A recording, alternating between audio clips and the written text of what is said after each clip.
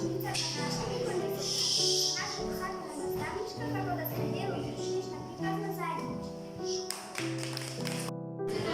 Не училище мора било, учиме пееме, со тебе проодуваме лесно, низ наставни и задржими и кога е тесно.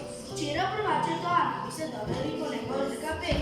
1, 2, 3, училището се скри, додека да броиш до 3. Не, ти си се пошли тука по најниот спомен дрел, по еден универзум училище цел. Училището наше, голем спомен ќе биде, тоа никогаш нема да згине.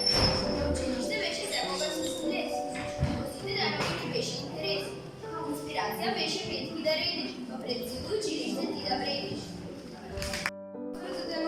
Училище сакано славно, по моето мало село ти си главно. Име на светители носиш и на времето му прекосиш. Секоја работа во тебе е лесна, па нас се не одеше како песна. Учевме и пишувахме без мака. Ах, тоа се може, само понекаш многу се сака. Научихме бројки и букви разни, па нашите тетрадки никогаш не станаа празни. Многу другарства во тебе се склопија силни, симпатии се родија милни. Од тебе научихме што е ученичка мака. Бог за тебе